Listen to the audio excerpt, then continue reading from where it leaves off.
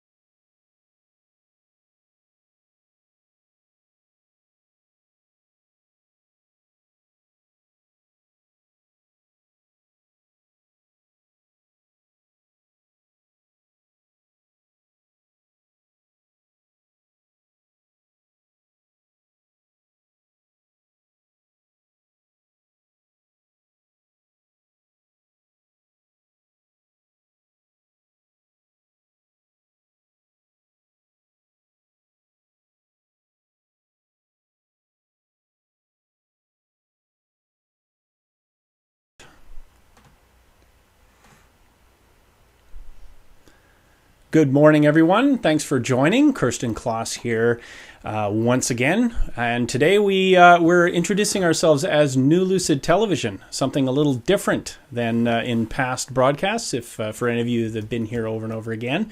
But one thing has not changed, and that is that you have to endure the likes of Chris Hamilton, who is here again. Boo hiss.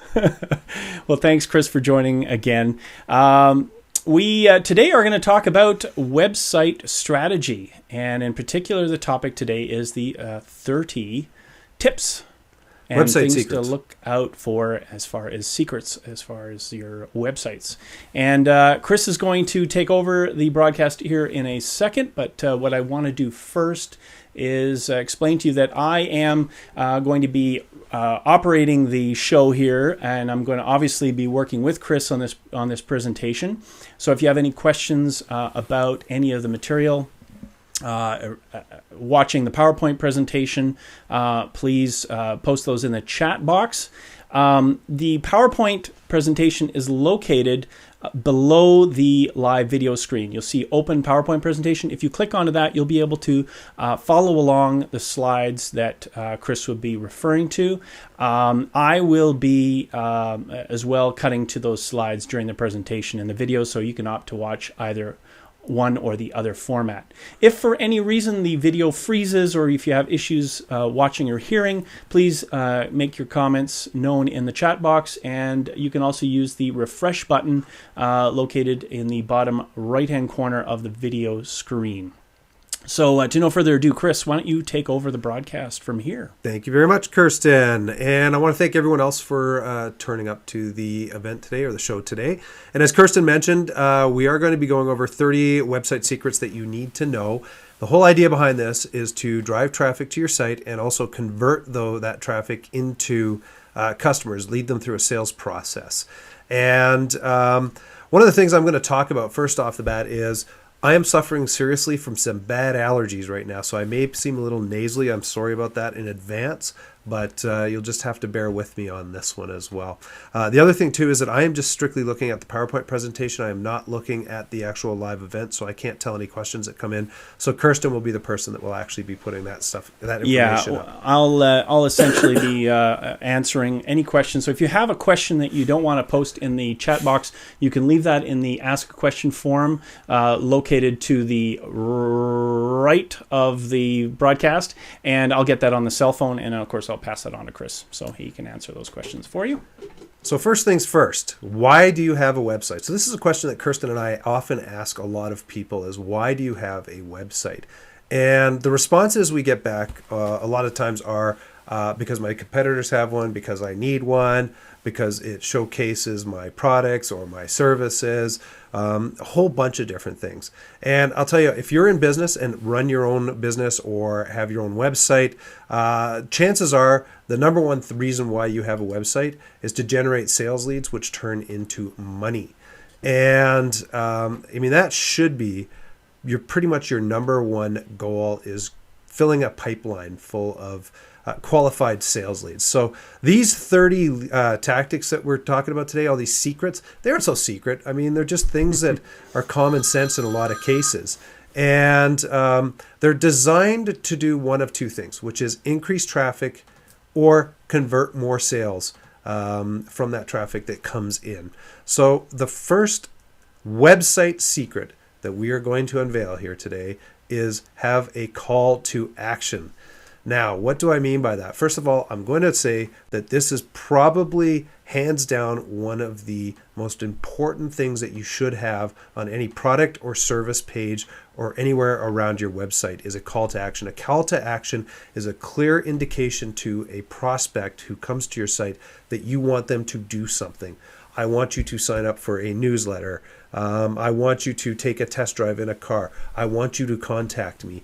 That is the number one, what I deem the most important thing that you should be adding to any products or services pages on your website. And the reason being is because most times when people come to a website and they start looking, they can be confused as to what they should be doing once they hit the website. If you give them a clear path, vast majority of the time, they will actually come and follow that path. And that way, you'll be able to drive leads to your business. So secret number one, have a call to action. The other thing too is have that call to action very high on the information that on your page. Don't have it below the fold. And the fold is the bottom part of the page.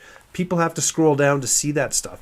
And people are inherently lazy. They don't want to scroll all the way down to see that stuff. If they can catch the attention right up top and you have something that says do this today, they will actually do that, and you stand a far better chance of doing that. And Chris, that's my biggest flaw is that I never put the call to action up in the top right-hand or left-hand corner. I always seem to bury it a little further down because I got that little graphic artist in me that always says, that doesn't look good there. I kind of want to have it, something nice and graphic-y at the top.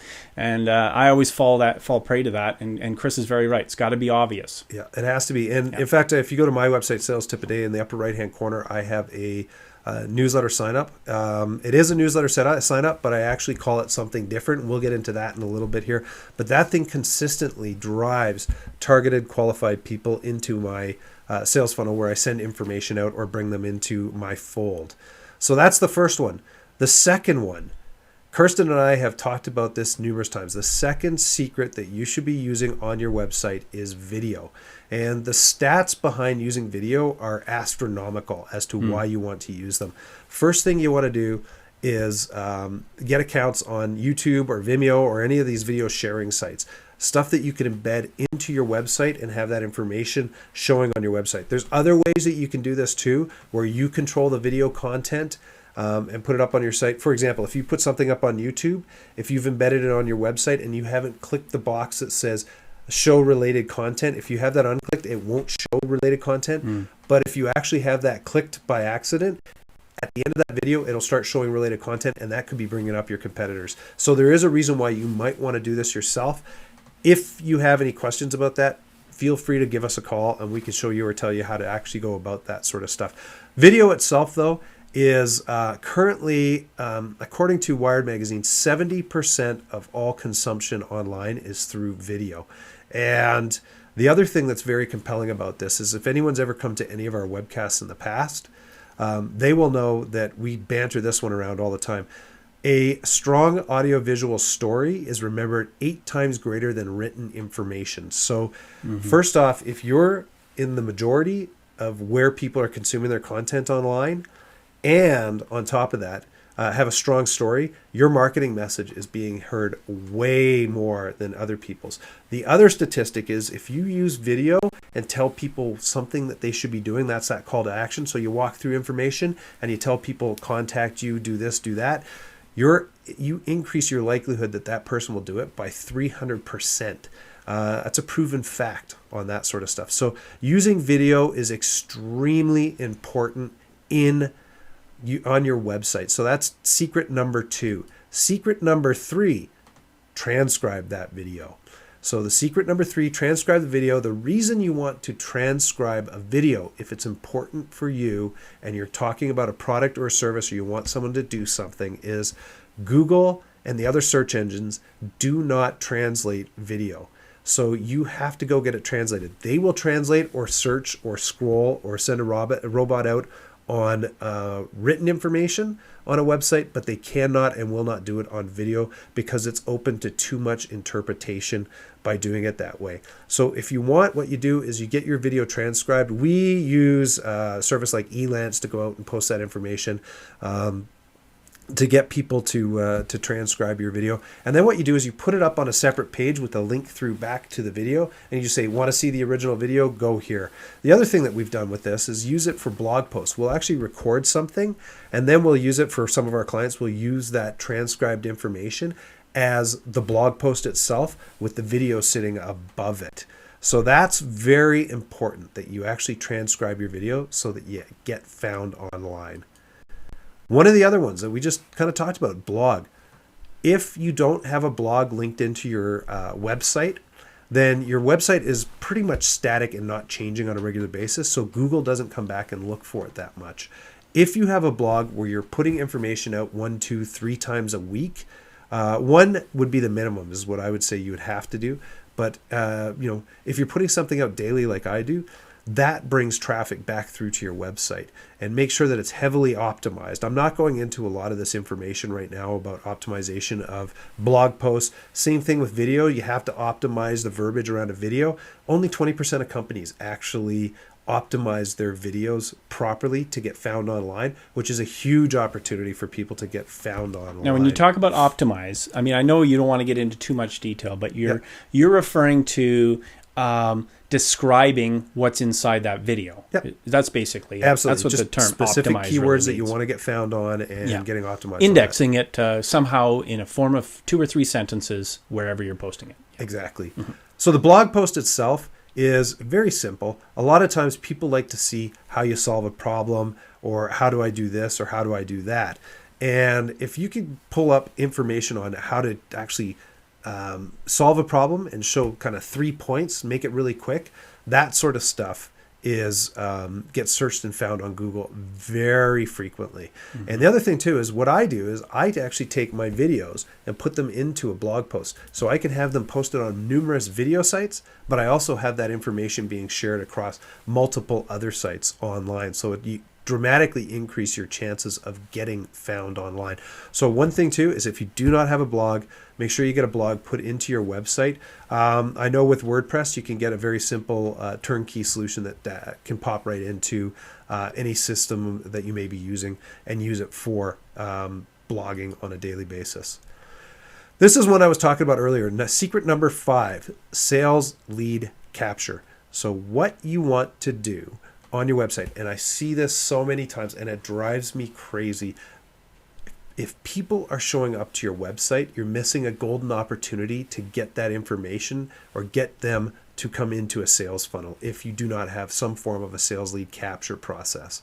And people like to, as I said, solve problems. If you can give information away that solves problems or shows how to do things a lot easier, then people will gladly give you a name and an email. And when they do that, they go into an email marketing software like Aweber or MailChimp or whatever, and you can start marketing to these people on a regular basis. So the main thing is create some content. And interestingly enough, one of the future netcasts that we're going to do, and Kirsten and I are committing to trying to do these at least monthly now. One of the future ones we're doing is I'm going to show you how to use Twitter to actually capture names and emails. And it's a phenomenal process that I use that drives lots of people to my website every day and also converts them into getting into my sales funnel as well. And everyone looks at Twitter and hears all this chatter about Twitter, and they either think that it's like a tool for CNN to like tweet out news information, and that's actually where it started from. But what most people don't realize is that Twitter actually is a great way to just remind people that you're there. And it attracts people to your content and to your information. And you can find groups of people that are interested in what you have to offer through that service. It's a great tool. Great tool. The one point on the sales lead capture form. So this little form that you see sitting on this presentation right now was created through the service I use, Aweber. Very simple to actually create. To give you an idea, on my website, I get between 10 to 20% of the people that visit my website are now giving me their names and emails, which is very high compared to the industry average. But the reason being is because I'm giving content away to these people that they want. So interestingly enough, if you sit back and you say the industry average, I believe, is 3 to 6%, somewhere in that range. But if you get 100 visitors to your site every day, imagine that, 3 to 6 of those people are giving you their names and emails every day, thus allowing you to market to them on a regular basis. Then, that's a phenomenal tool. At the end of the year, you could be having, hundreds of people or even thousands of people sitting on an email list that you're continually marketing to on a regular basis. The other thing too about email marketing is it has the highest rate of return on investment in marketing, hands down. I think it's over 45 times. So every dollar you spend, you get over $45 back just on email marketing. Yeah, and you use it sparingly. You don't overuse it, and it's obviously permission-based, so people are interested in receiving that email from you. So. Absolutely. Secret number 6, images. So I'm talking more specifically on a blog post right now, but I will also talk about just a regular website. On a blog post, I don't know how many websites I go to where it's just a post and there's no compelling audio visual information that's tying to that. Once again, back to that imagery, using it into your advantage. There is so few people that actually do that. So there's a lot of places you can go to get free images. Just type up free images in Google and you'll see these different places. Flickr has a great section where people just let people use their images. In fact, I think this one comes from Flickr as well. iStock Photo. I mean, they've got some freebies, but there's you also a Calgary pay for. company called Dreamstime. That's also, it was iStock Photo was Calgary. It was iStock Photo as well as a Calgary company, for those of you that are in Calgary. One of the things that you have to have in your image is what they call the alt text or alternate text. And what that is if you actually go onto a website and a picture's not displaying properly, usually like in Windows or even in the Mac, a box pops up and it says kind of, here's what that image is about. It'll say, if you just have a bunch of numbers and dashes and stuff, people don't know what it is. Google doesn't know what that is as well. Interestingly enough, if you put in specifically what your term is for, say, that blog post or what you're trying to show, let's say you sell cars and you're selling a brand new Audi A3. If you put Audi A3 in midnight black at Glenmore Audi in Calgary, chances are that image will get picked up on Google. And people, if you go to Google, go down the left-hand side, you'll see a bunch of options where people can find stuff. Sometimes people are looking for images. They'll come through and see that image, click on it, and it will take you right through to your blog post or to your website as well. Driving, once again, free traffic to your website. So images are extremely important. Google likes to see images. They also like to see the alt tag in the images as well, as do the other search engines. I always talk about Google because Google's the big guy in the and we've interviewed a couple people that have written books about benefiting from Google advertising, and they all come up with this same argument: put an image up, put an image in your ad. People will gravitate to photos and video. Yeah, so absolutely. Number 7, secret number 7, contact information. So as I speak, there are so many times, and 7 and 8 actually kind of fall into the same bucket, but I'll get there in a sec. People do not put their contact information on their website.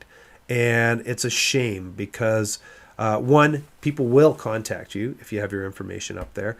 My recommendation is put it on every single page or have it so that it's global on your site, down at the bottom, on the side, up near the top, wherever. But make sure it's there, but don't have it as an image, have it as text because Google will search that stuff.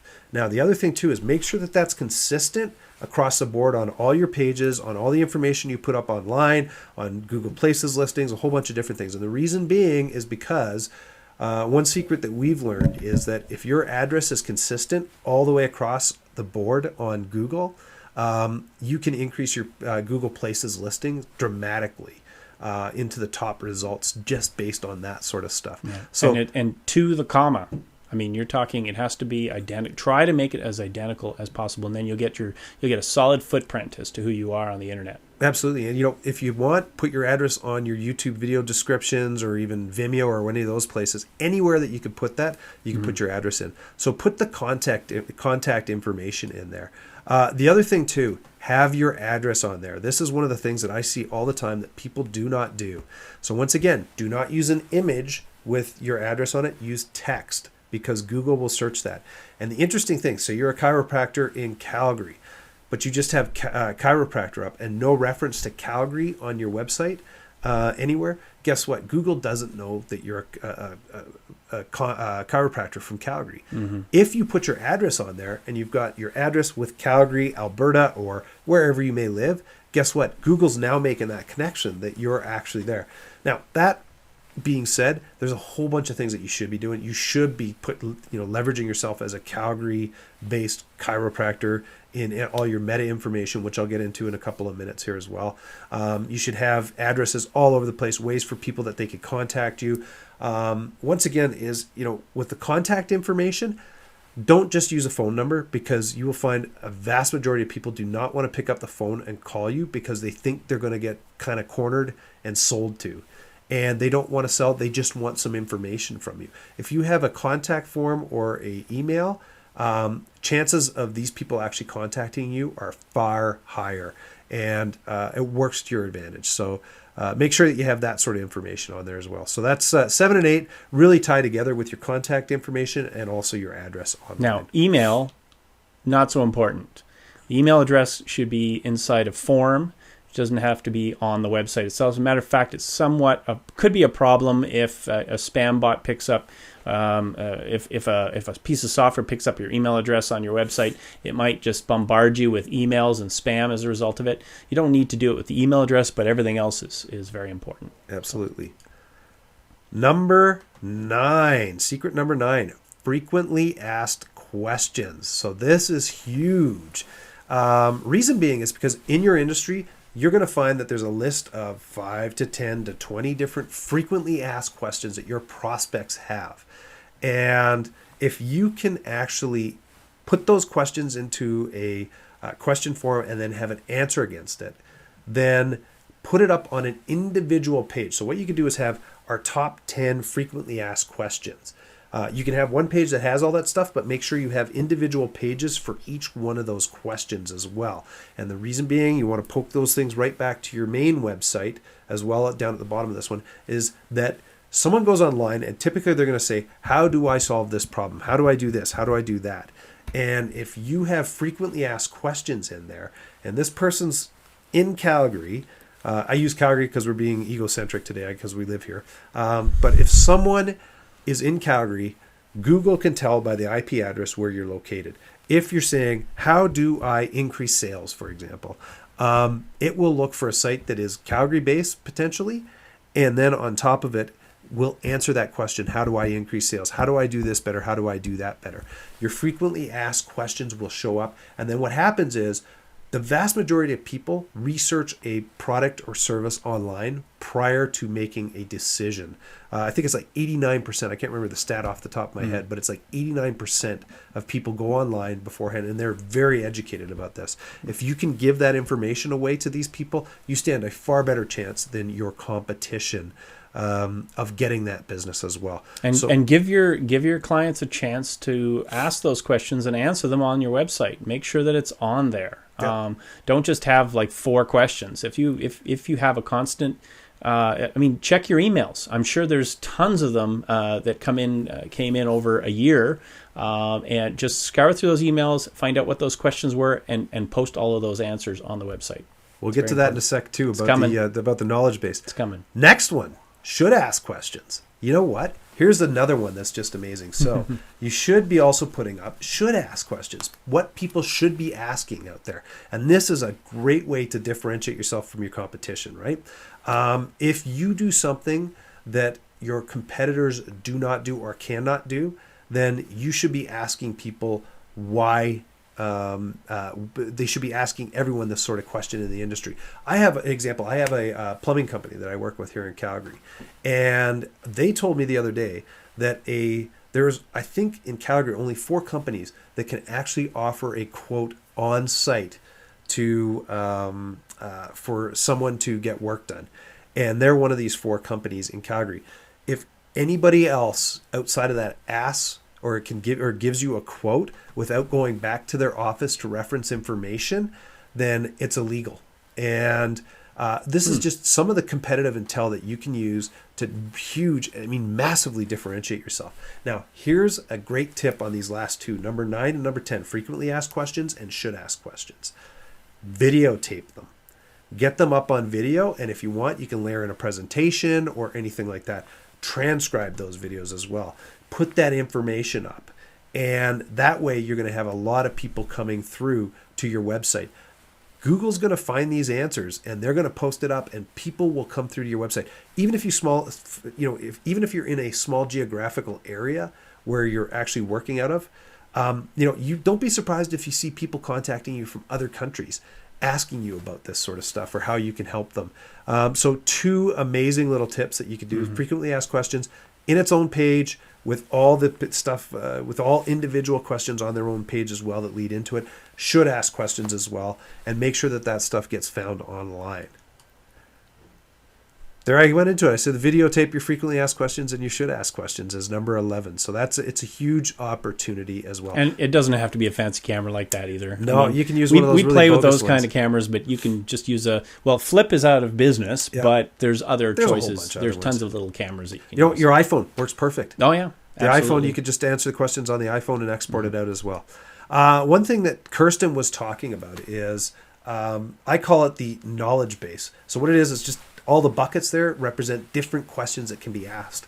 And Kirsten's got a great example of this on his website where it's a knowledge base. And what happens is people ask questions and the community can answer those questions or can put their 2 cents behind it. And this is, once again, the same sort of thing. People in your industry are asking specific questions. And if you can capture those people and have them on your website while they're answering those questions, chances are people are going to start poking through to your website to start seeing what you're actually doing. And it's a huge opportunity to capture the frequently asked, should ask questions that you don't know about that are on there as well. So there's a lot of different stuff you can do that. If you're curious, check out the website askawebstrategist.com. That is an example of a site that was created as a knowledge base. So you ask questions, those questions are posted on the site. My answer and anyone else's answer gets posted on that site. That's a perfect example of how a knowledge base works. So you might want to check that one out after the broadcast. So, Chris? Thank you. Next one, offer a discount. And it could be a coupon, it could be a 2-for-1, it could be a come see this, it could be that. So this is a call to action. Could be value add. Yep. Sometimes people don't like to reduce their prices.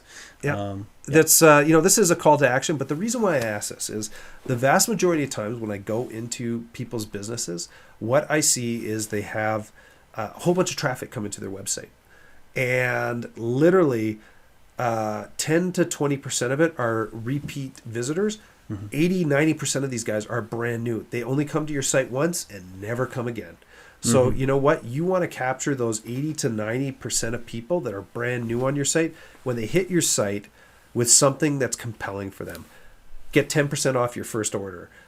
Get this special offer on top of buying this. Get this, get that, or anything time sensitive for that matter. Exactly. It really can. You can come up with some creative ways of adding urgency to that moment. It's strange because everyone knows that these time sensitive things are they're just telling me, they just want me to commit. But if they're in buy mode, they're not going to put it off an extra day if they're ready to go, and that's when you want to grab them right then. Absolutely. So one of 2 things can happen here. You can actually give the coupon away directly without capturing a name or an email, or you can capture a name and an email and use that as part of subsequent marketing campaigns to people.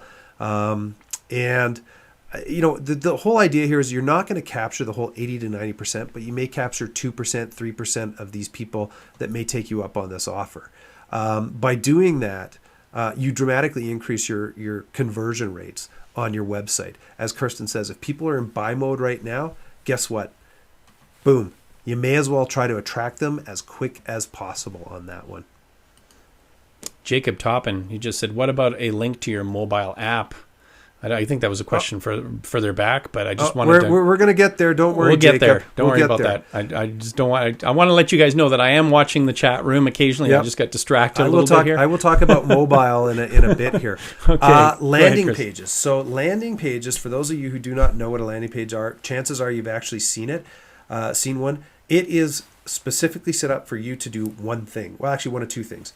Either do what's being requested of you or you leave is the way it happens, right? This is one that I use, my top 10 Twitter marketing tips, which generates a lot of traffic coming through.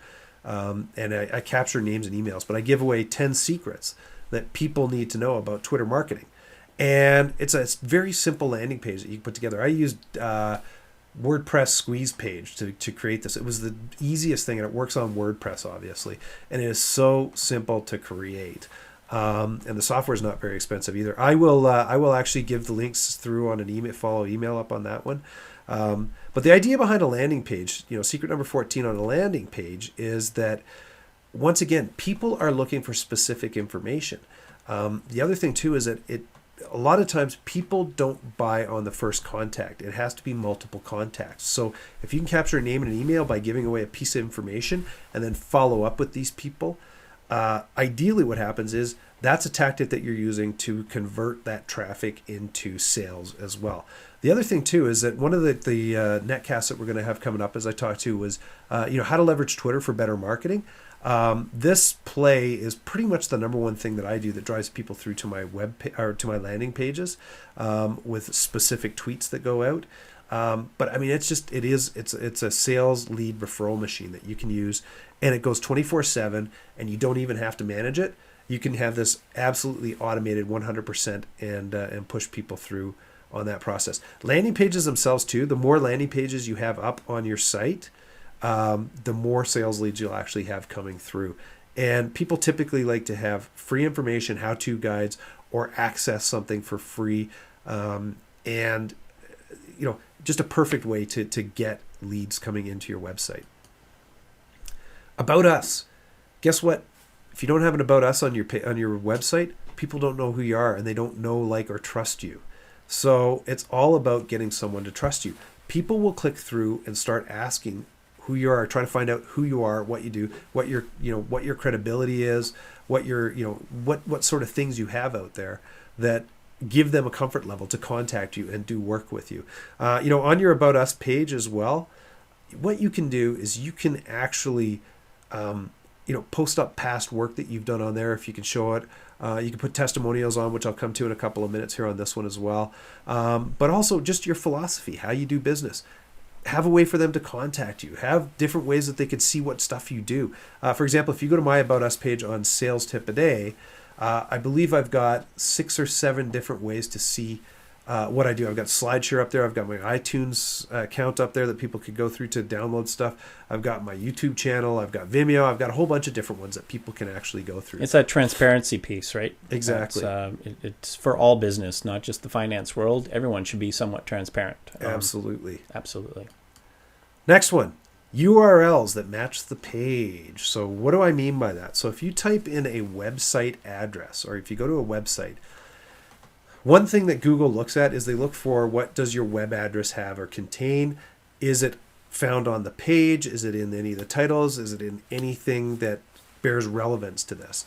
So what you want to do is you want to make sure that when you're creating, for example, like a blog post on WordPress, you can create blog posts that have the specific title in it.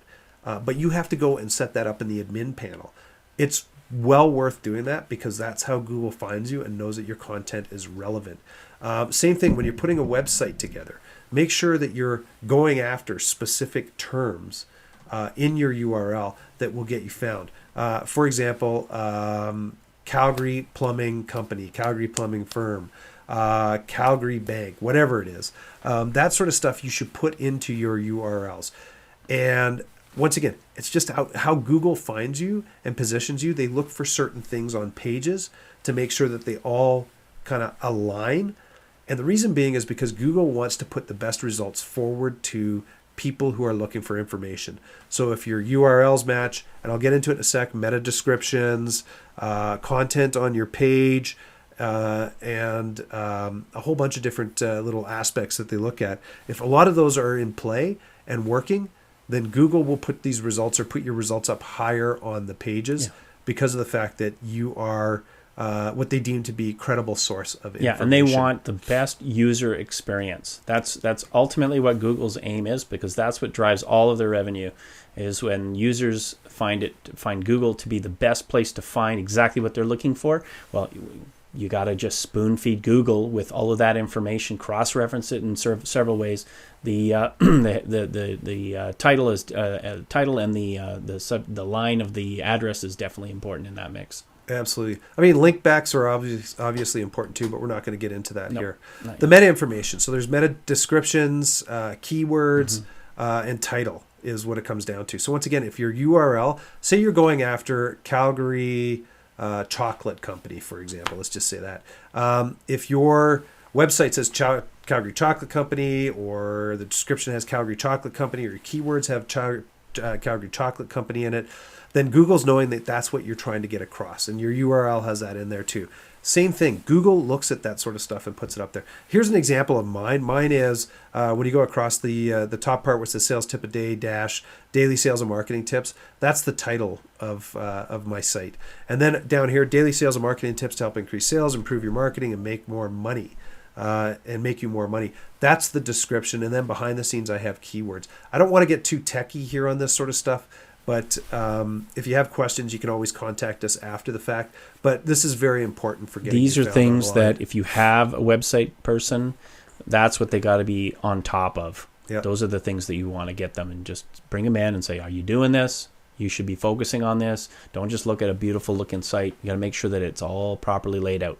This is actually why I moved my website from, well, apart from the fact that Google kicked me off Blogger, but I moved it from Blogger to WordPress because Blogger really didn't have the ability to create a lot of this meta description in there, and it took forever to do, and I did not like it. I was not getting found where I thought I should be getting found, and ultimately changed it. I did the same with my wife's site, started putting in the keywords, descriptions, all that stuff. Kind of ironic that Google didn't do that properly in Blogger when you think about it. Exactly. I mean, that's just ridiculous. Exactly. We're in trouble now because of that.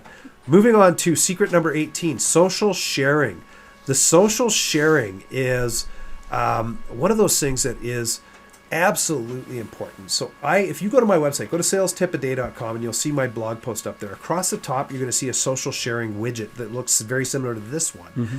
And what it is it gives people who come to your website the ability to share this information. If they find it relevant, they can send it out to their friends or send it out to a tribe or whatever they have. They can take that information and push it out. So they're doing marketing for you.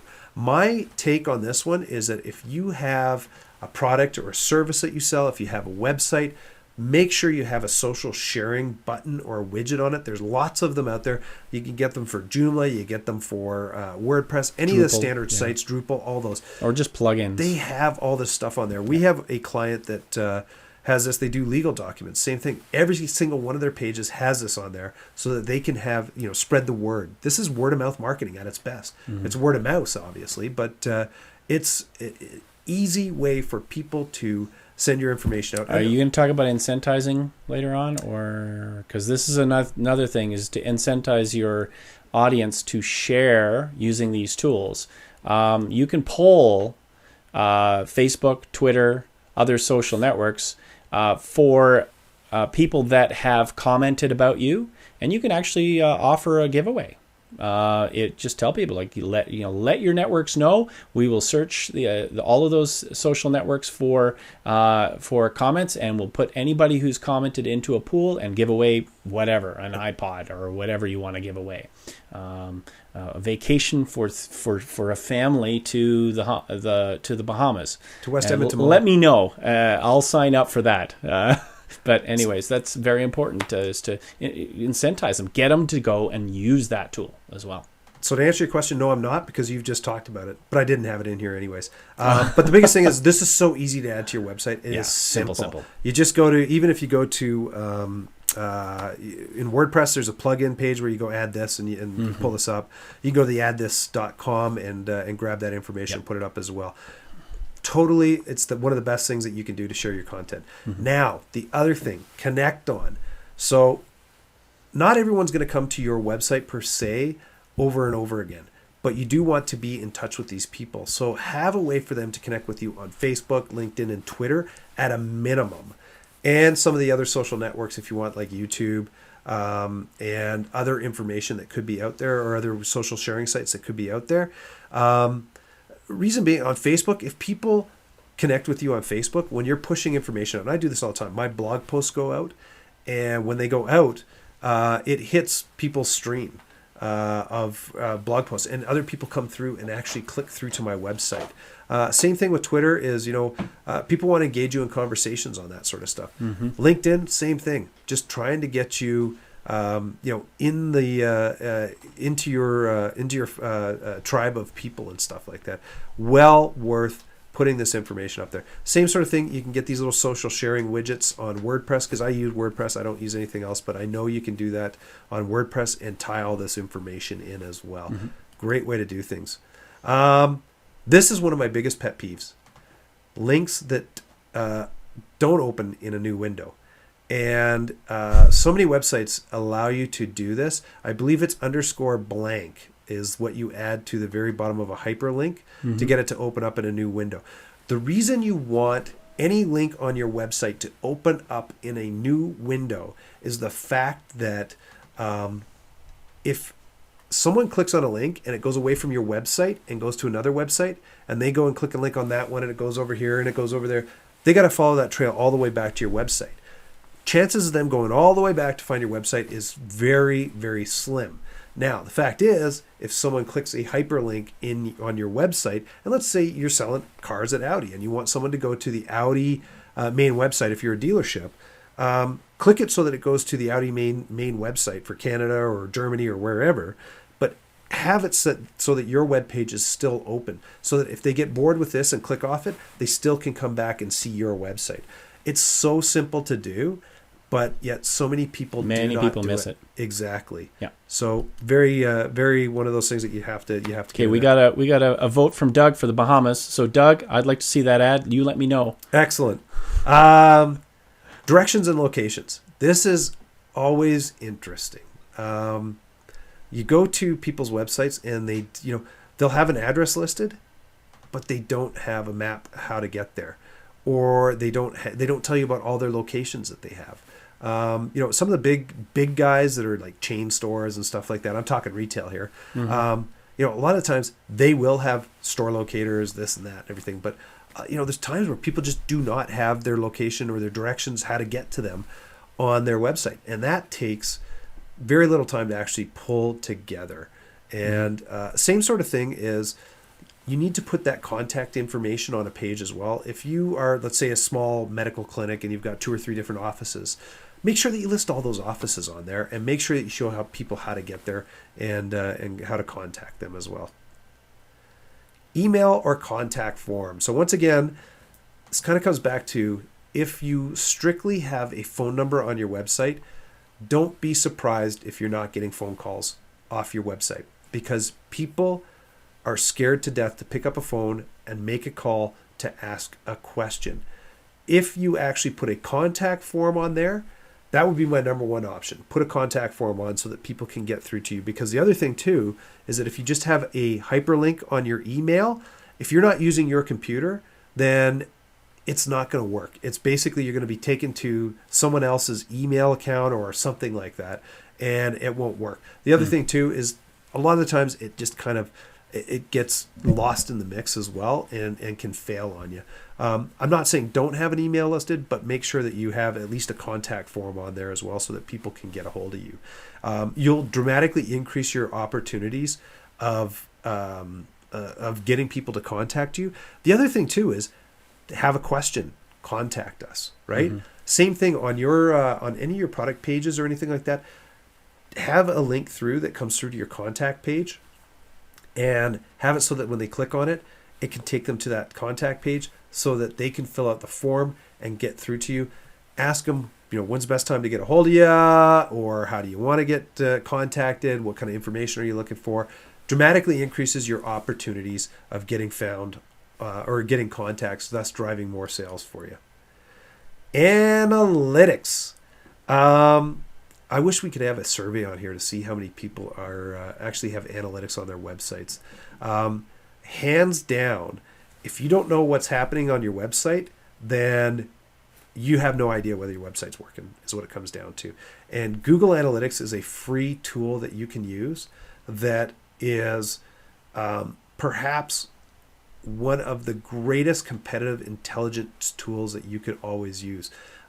Chris, I like those stats. Yeah. Are those your stats? No, that's not me. Oh, okay. I stole that actually from the Google website. I was getting excited. I don't give my traffic stats. Wow, I don't give my working. traffic stats away.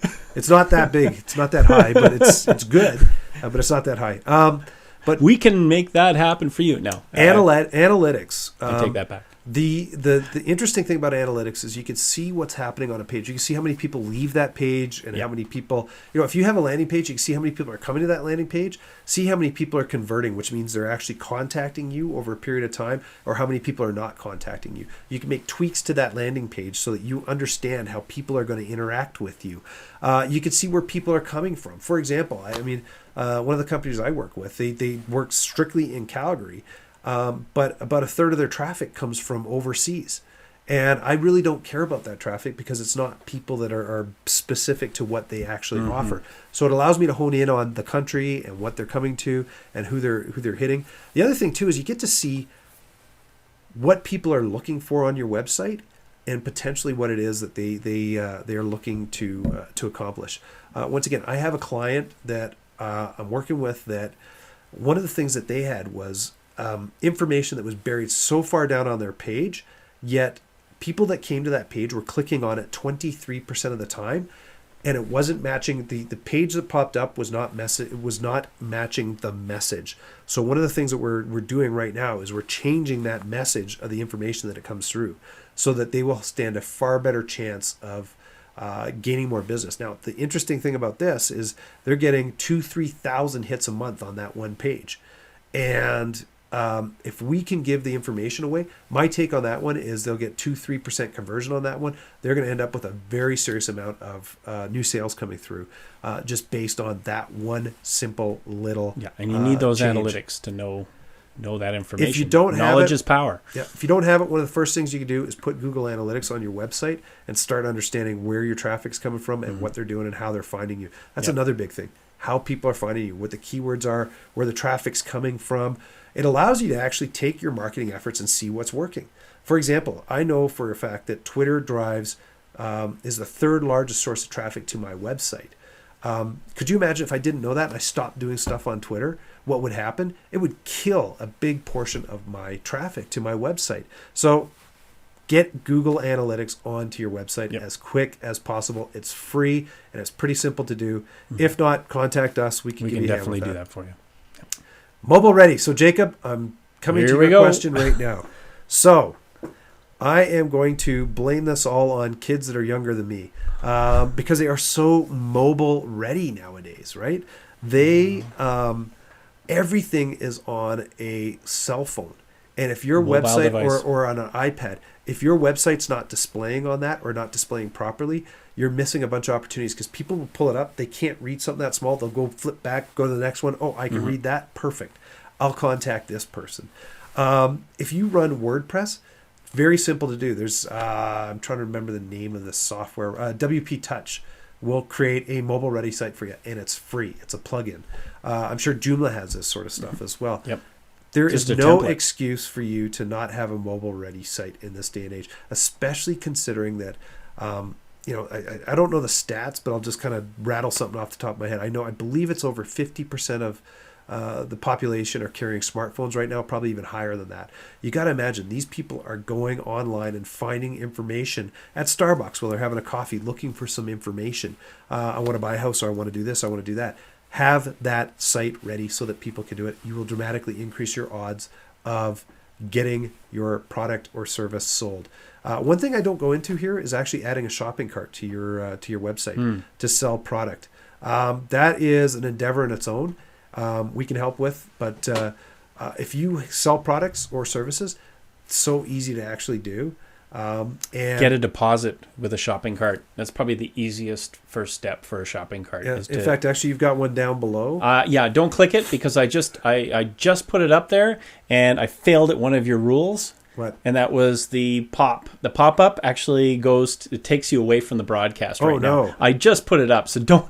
Now here I am telling you, don't order. Go ahead and order, but just remember that you're going to have to find us again if you do that right now. Yeah. Or else press Command or Control and click on it, and they'll take the link. But that's to the important. other page. Have a way for somebody to put their deposit down because it's the old thing: strike while the iron's hot, right? Exactly. Mobile ready sites, well worth doing and easy to do and fast to do as well. Testimonials, show me the love. Brand recognition is becoming huge. So people online will trust testimonials from other people that they don't even know. It gives them a comfort level that other people have gone out and tried that. And in absence of them not knowing about your service or who you are, if they have no family members that know who you are or what you do, they will default back to testimonials. If you have no testimonials on your website or you're not tooting your own horn, then the problem is that chances are they're not going to come through and click through if they're trying to make a purchase decision almost immediately. So testimonials are very important to have. One of the other things you can do is you can have a testimonials page with the testimonials on it, but also linking through to Google Places, Yelp, Urban Spoon, any of those different sites that will actually have reviews of you up online. So testimonials, very important to also have on your website. Next one, resources. So this one is interesting enough that if you can put information out for people to use on your website, chances are they will stay and engage with you on the website. So for example, a mortgage calculator is a perfect is something that's perfect that you can use on this thing. Or let's say I want to buy a house, for example. How much do I need as a down payment? What are my monthly payments going to be based on certain criteria? Mm-hmm. That's the sort of stuff that if you don't have that information on your website, guys will start poking around and they'll go to banks to find that information, or they'll go here or they'll go there. Mm-hmm. My take on that is think specifically about what it is that you want a person to interact with you on when it comes to resources. Now, the interesting thing about this too is that you can get a whole bunch of free resources online. All you got to do is go into Google and just type up, where do I find a mortgage calculator? Where do I find this? Where do I find that? And you can get these free resources that you can put up on your website and use. When we interviewed Dr. Howie Jacobson, he had a great little tool on there which talked about how much you should be using on your ad spend on AdWords. And it said, just a quick calculator. Quick little calculator. You just put information in. It would tell you whether you're going to blow your budget and not get anything, or you're going to get something and you'll make money off of it. Same thing with Perry Marshall. Is fbforme.com, which is facebookforme.com. Fill out 10 questions, and once you go through that, it will grade you and say, here's your likelihood of succeeding on advertising with Facebook. So if you can add these little resources to your website, people will get engaged with that sort of stuff. And a lot of industry suppliers actually have these widgets readily available. Or you can also look at any of your trade support associations. A lot of times they have tools that are web-ready tools that are just basically embed codes that you can put on your website. Or just use Google. I mean, there's tons out there. Just think of something that someone would want instead to calculate instead of just using a calculator to put it on your website. Cool one that we had was Sigma Deck. They build decks. Oh, they created a wonderful tool. What they do is they create a product that's a snap together home deck for your backyard, and they created a deck builder. That you basically, it's modules. You just pick the modules and you build the height, width, depth of your deck, and it's all on their website. So, and then you press print, and it prints out an order form and submits it. It's a phenomenal. That is a perfect example. Sales right there, yeah, right off the bat. Instant sales. Instant sales on that one. RSS ready. this is Kirsten's mantra, I guess, is the big one. It's if your website doesn't have RSS on it, so I'm thinking specifically blog, but you can also look at a website because you may be changing content on your website on a regular basis. You really want real simple syndication on your website. The reason being is because you can take this RSS, what they call an RSS feed. So for example, if I put up a blog post, which I do every day, I have what they call an RSS feed against that. I've got it linked in with Hootsuite, and I've got it linked in with OnlyWire and a couple other places. What that does is once a day, Hootsuite, OnlyWire, and these other places come back and they look at my site and it says, oh, there's new content. I'm going to promote this out. So it actually self-tweets for me with information drawing people back into the website. And it also posts it up on a bunch of different media sharing sites, social media sharing sites as well. So let's not geek out on everyone here. Essentially what RSS does is it is a little tool that picks up all the information you post on your website, and it creates a simple syndication system so that services out there will pick that up and use it in their own websites, in their own places on the internet. Yep. So it's a way to syndicate your information out in a common language that the internet can know in all different formats. Very important little tool. Ultimately, we get a little geeky on this stuff, but sometimes, you know what? It's all about the marketing. So this is all about driving traffic to the website on this one. Yeah. Bringing them in, and then once you get them there, have some compelling information. One thing I didn't automate. One thing I did not mention on the blog post, which I do, is at the very end of your blog post, have a call to action or have a way to put to get people to go to do something. If you just put blog posts up without any kind of contact me for this or find more information out here or whatever it is, then you're missing a golden opportunity. You get so many people that read this sort of stuff, and they will actually go and click on that link, or they will go through and do a whole bunch of different things. Same thing with YouTube videos.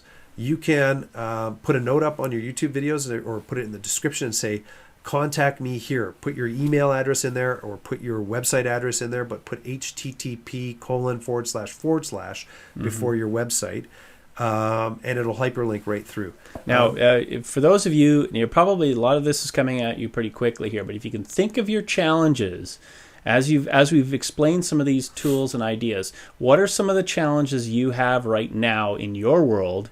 And fundamentally trying to make sales, right? That's what it comes down to. You want to make money, and you want a tool like the internet to be able to facilitate and draw business in so you can make money. What are some of your challenges? If you can think of those challenges, you can ask those in the question box. We'll address those questions after we're finished. We've only got 3 more slides here to go. Just wanted to remind you that so you can think about it before we get to the end of the broadcast. We're here to answer those questions as best possible. Yep. So, Chris, go ahead. Next one. Request a quote. This is a no-brainer. You know what? If you sell a product or service, have a request a quote button on your website. Make it big enough that people will see it, and they'll click through. If my home builder guy that I was working with, same thing. We put a big, huge button on his website. Click here to find out how to get a free quote on or a free quote on a renovation. This is pretty straightforward. You can build a form around this if you really want to, or all it is just a link through to an email so that someone can actually send you a request on that one. My take, though, would be try to build a form and let someone put some information into that form so that it gets to you as well. Create a little piece of trade there. Yep. Reports and how-tos. These are extremely important. This should be the basis of a lot of marketing, a lot of your marketing. As you see right now, I'm giving you a bunch of how-tos. This started out as a report that I put up on SlideShare and then sent out to my list. It's kind of growing its own legs and is moving on. We're going to create an audio book out of this. We're going to have a video presentation. There's going to be a bunch of different things that come out of this. But I got multi-purposes for this content that's being used. Same with you, is if you can create simple little ebooks or how-to reports or how to do things and have it on a section on your website or give that information away, then you know what? People will gobble that stuff up. And it's so simple to do. It may sound like creating a report is a lot of work and a lot of effort, and it's not. In fact, I'm going to give a secret away here. My 25 top must-have sales tips that I give away on my website, that took me all of about 30 minutes to put together, I believe. I update it every kind of 6 months to 8 months with new content and take some of the other content off. But in essence, That's how long it took me to build it. And I mean, it comes quick to you, Chris. I mean, you know the information, so you can rattle it out. You know your product, you know your industry. I'm sure you can come up with, between you and a couple of people in the office, can come up with a list pretty quick. Yep. That other people don't know. I mean, most people have to scour the internet to find some of this stuff. Yep. Don't give away everything, but give away just enough to make it a compelling reason for them to come back. And also, it builds trust, right? I mean, that's what it's all about, making that impression on people. Well, I think the main thing is think about what your customers really want. Prime example, we have a realtor that we work with, and he will actually go find distressed or foreclosed properties for people, put a list together for them daily. And it's amazing the amount of hits that this guy gets and the sales he gets off of this. Yep. He does That's in a month. amazing. He does in a month what the average realtor, more than what the average realtor does in a year. Just by doing this one thing, and it's minimal effort for him to do. And it's just sheer brilliant. It's amazing. Put reports and how-tos together for individuals, and they will just love this stuff and gobble it up. You can also, by the way, give that away for if you want, you can give it away for a piece of information, for an email and a name. But, if you want, just give it away, but have your contact information in that stuff as well. Here is my number one. It should have been my number one, but I didn't have it on number one. Free newsletter. So I'm going to tell you, if you have free newsletter on your website and you're wondering why no one is signing up for your newsletter, think about it. People really don't care about a newsletter. They really don't.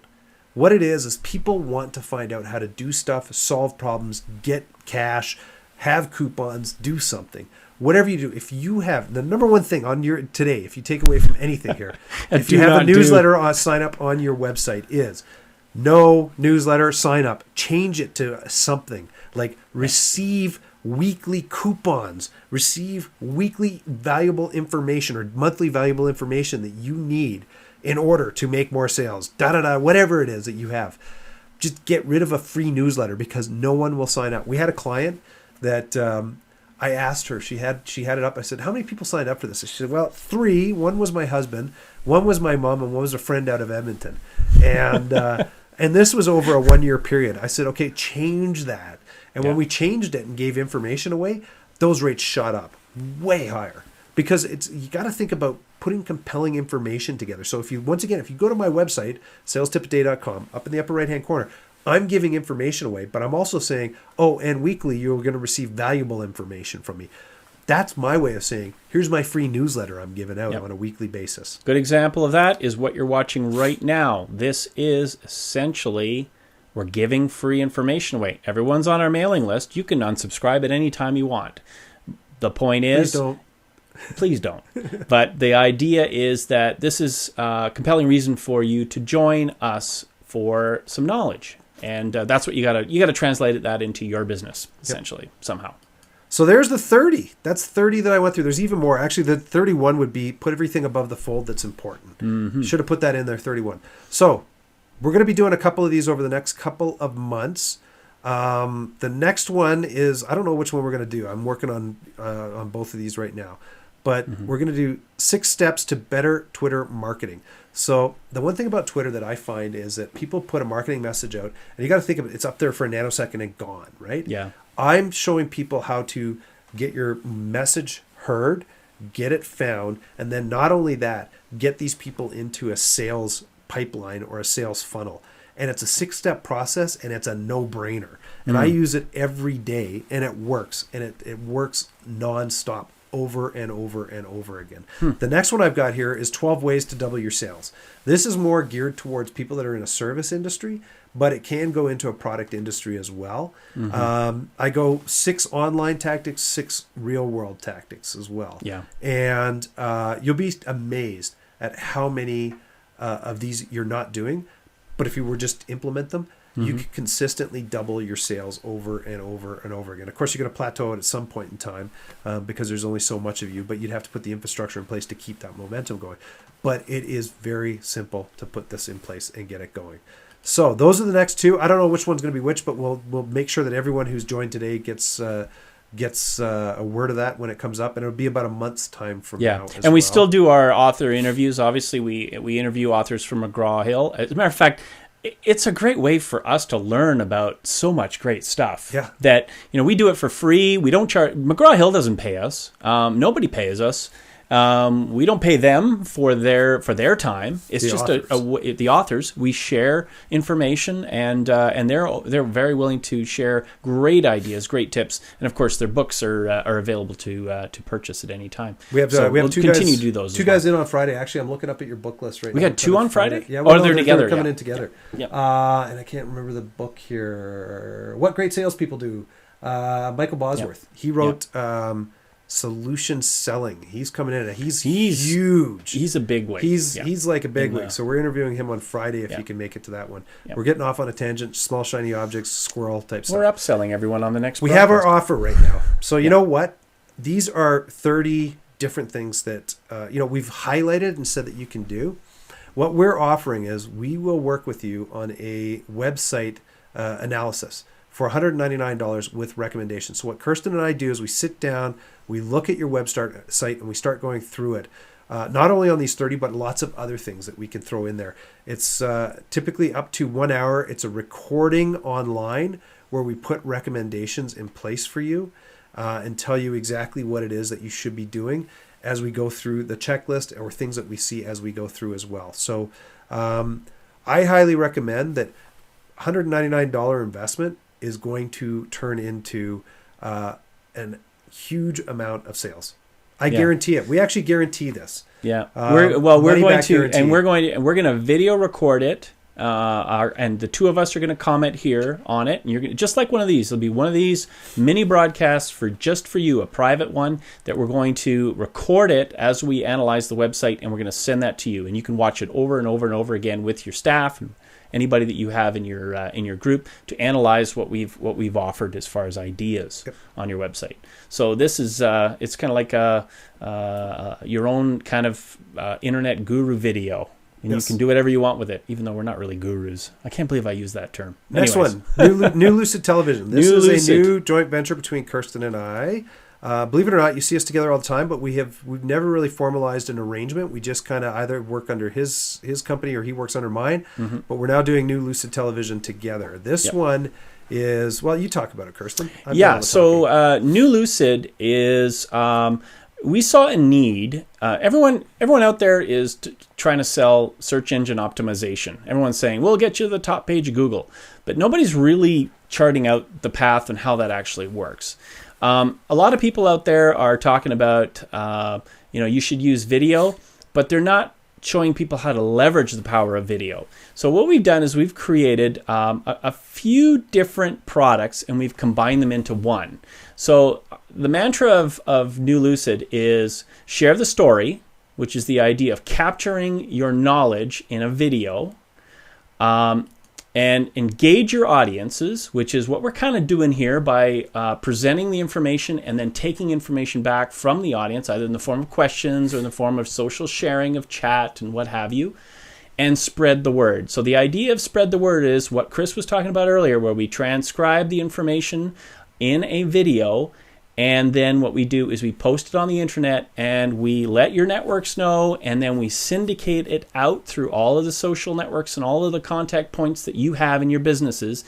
But then we take it one step further and we create hundreds of articles that then get syndicated, that then gets distributed on the internet to draw people. It's kind of like sending out thousands of flyers, essentially, about your information, and then that draws the attraction back to your online content. So it starts with video, and the reason we did video is that most people out there are kind of scared of video. They think it's complicated. They think it can be done. It might look unprofessional. But what we've decided to do was lower that barrier. First of all, lower the cost of the video production and simplify the process through two ways. One is to do a Skype interview with you. So you basically log into Skype with a web camera, or you can even just get on a telephone and we phone you and we interview you about your product. We'll host it.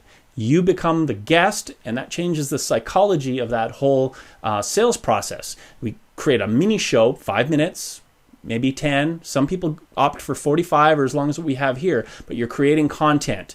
And the idea is it's simple and you just show up and then you just answer questions, communicate with us. That then becomes the content piece, and then that's when we turn it into all of these different products. We transcribe it and we syndicate it out. So we do it in a Skype interview for those of you that want a very inexpensive, affordable, easy option. Also, it's borderless. You can be anywhere.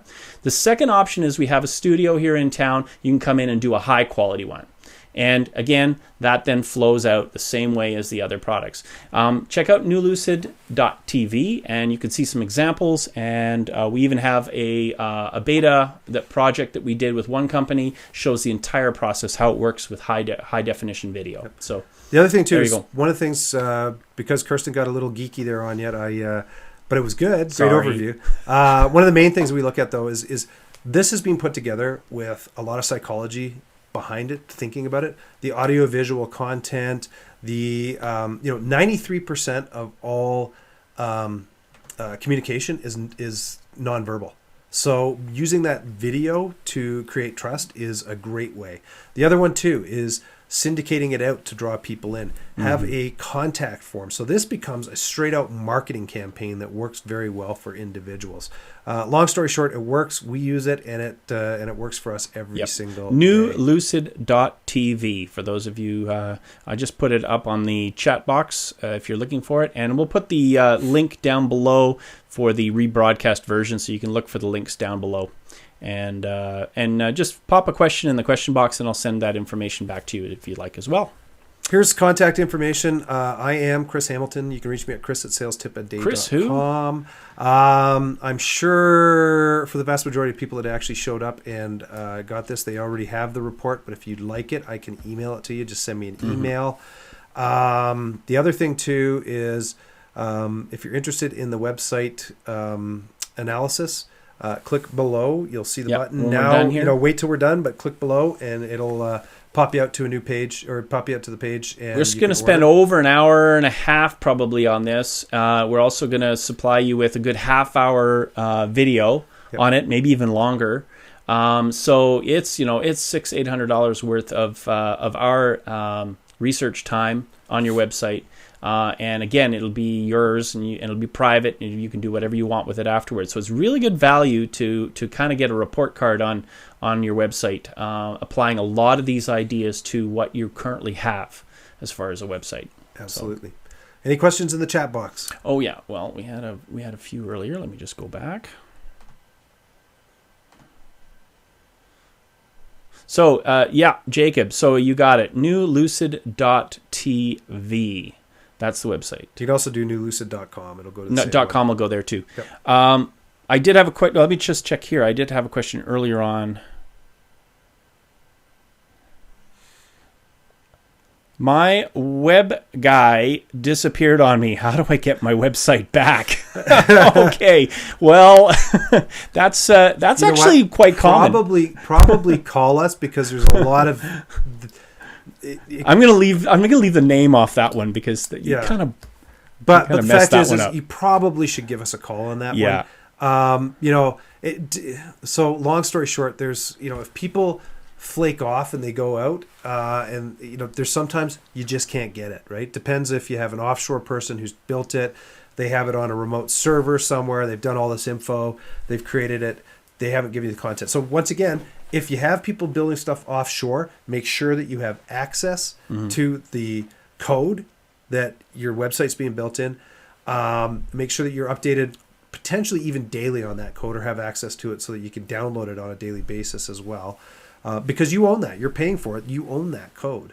The other thing, too, is you got to figure out who's hosting it, how they're hosting it. One other thing, too, whatever you do, is if you buy a domain, do not transfer it to a web developer, because then they own that domain and they own that process. Kirsten and I have our own rants about web developers. There's good ones out there, but the problem is that they're usually typically either techie or graphic in nature.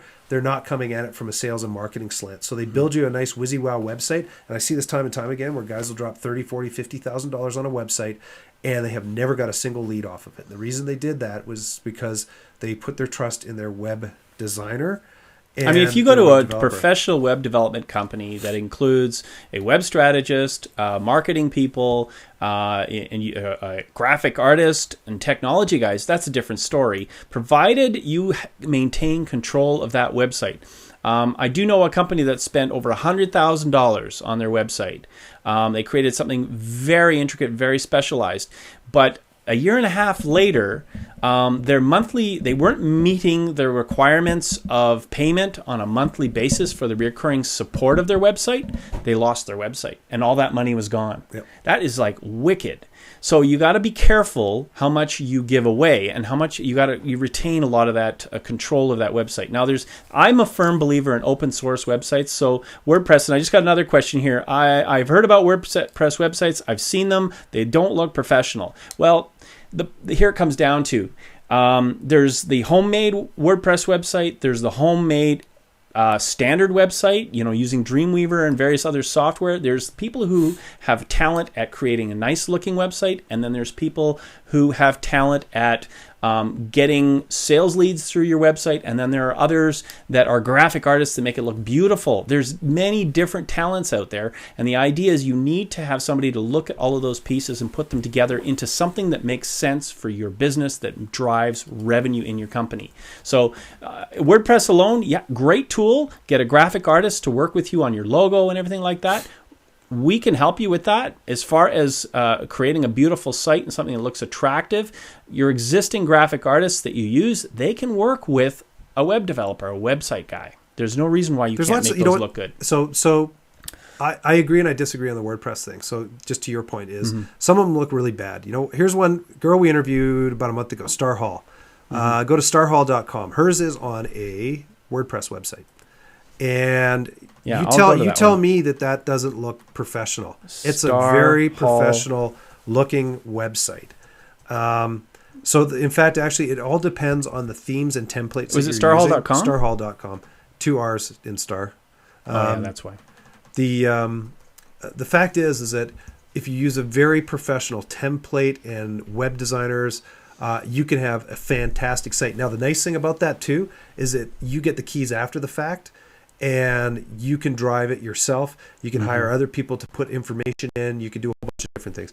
Well, go to clearviewplumbing.com. There's another one, or clearviewplumbing.ca. Theirs is built on a WordPress site as well. Yeah, there's and again, it comes down to open source versus website development company. The open source websites, which WordPress falls into that category, even though it is quite a large company right now. They are built on a shared information platform. In other words, a bunch of people on the internet created this stuff together. And the beauty of that is that it evolves with the internet, where when you go with proprietary design that might look really, really fancy right now, and it might look really slick, in a couple of years' time, it's obsolete. And that becomes a problem, becomes a real problem. Yep. I'm just going to go to Clearview Plumbing. Yeah, so once again, also just back to the person with they lost their website. Give us a call. We can help, hopefully. There's ways to find out who's hosting it and see if you can get that information back, as long as you still own that domain or maintain that domain, or have ownership on that domain. You can show that you were the one that actually paid for it. And believe me, that happens more times than not, that someone starts creating a website and then just kind of bails on it because great momentum up front, but then gone after the fact. There's a shot of Clearview's website. That looks pretty good. Nothing wrong with that. Yep. Only concern I have is they don't have the .com. They've got the CA and they don't have the .com. They're only Canada. They're only Canada, issue. so it doesn't really matter. Yeah. There you go. Yeah. Any other questions coming? Now I'm just going to look at the swap this out here and have a look. Boy, I juggle a lot in these events. Losing track of my questions here. No, I think we're good. That was that was actually, sorry I laughed about your lost a website. That's actually not a funny thing. It can really damage a business if you lose your developer guy. But the good news is that most of what they probably did can be inexpensively reproduced now, because a year or two down the road, the internet basically moves on, and you could probably just copy and paste the text into something fresh and new. Yep. So no, very good. So again, I urge you all to book that trial interview, that trial test, I should say, of your website. We will devote 110% of our efforts into evaluating that site and giving you some great tips on it. So absolutely. So I guess we're good. Any more questions? Just leave them in the question form. We will answer those after the broadcast. And for those of you that are watching the recorded event, obviously leave those questions. We still answer those questions in an email to you following the event. Yep. And we appreciate your attendance and your interest in our webcasts. Thank you very much. For more. You will see some. We're going to try to run them monthly, right, Kirsten? Yep. And what we'll do is we will send information out, and when you get it, if you wouldn't mind, forward it to other people to let them know. You betcha. We're all about sharing the information, mm-hmm. and we really appreciate you taking time out of your day to come see us, even though it's an hour and 20 minutes long here. Good questions. But they were good. Absolutely. Have a great one. Thanks, everyone. Cheers.